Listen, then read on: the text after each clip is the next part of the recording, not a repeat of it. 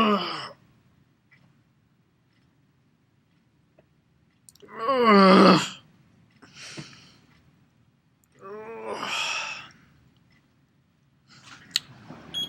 How you doing? Alright, so let me get into this.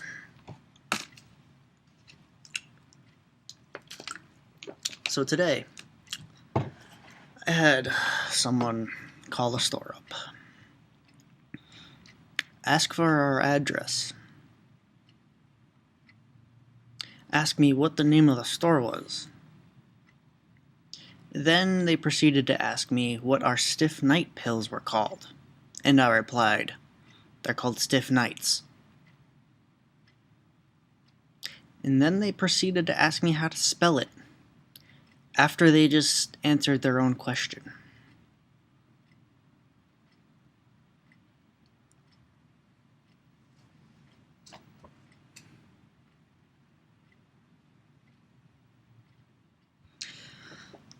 My first weekend working here, I had a shoplifter who seemed to be very cracked out and kind of just... He didn't do any of that, actually. He was just very shifty and looking at me, and I had a couple customers in the store and whatever. So, he proceeds to steal a ass mold that you can fuck. Now, this thing is the size of a watermelon head. He was running down the street with this thing in his hand. A giant fuckable ass the size of a watermelon. That night, there was probably a homeless gangbang of said ass under some bridge.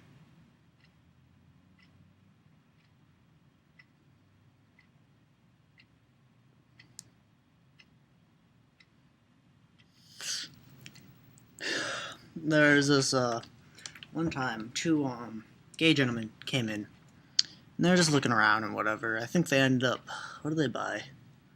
I think they bought some lube and some poppers. And if you don't know what poppers is, I'm not gonna explain them to you. Look it up. But we ended up getting onto the conversation of my septum piercing and if it hurt, which not really, it didn't hurt. And that somehow gravitated to nipple piercings, and then dick piercings, and then full-out testicular castration. I don't know if they were together or not. I'm assuming they were because they kind of seemed very playful together, whatever.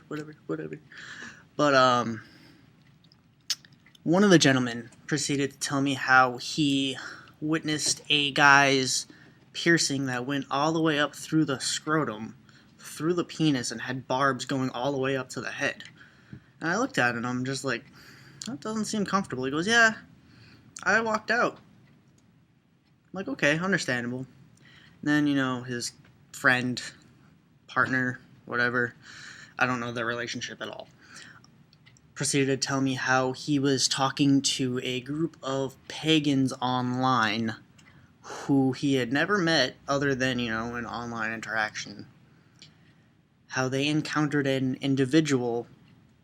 It was basically like a he said, she said, he said, blah, blah, blah story, in which someone had their left testicle removed for some sort of sexual gratification.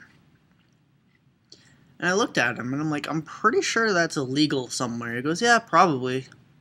And I'm just like, why would anyone do that? He goes, I don't know. Like, it was just a casual conversation about castration and how people get off on it or something. I don't even know. I don't know. It was a cool conversation to have, I guess. But I mean, actually, no, it wasn't a cool conversation. We're talking about castrating dicks and balls getting pierced and nipples and ugh. Now that I really think of it, was a weird conversation. It won't top the time I had to watch, she-male porn in front of a guy because he was returning a DVD that didn't work. It worked. He was just staring at me as I'm watching dudes suck off she-males. There were so many weird moaning sounds coming from that DVD that it was just very uncomfortable to just be in that situation and having a dude who doesn't speak a word of English just look at you as you're watching what he's into.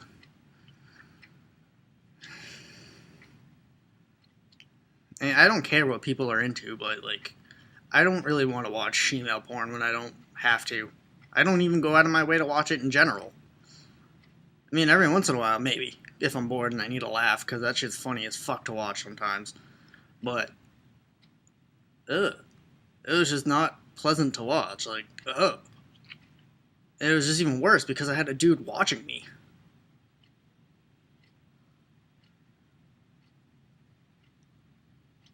Ugh.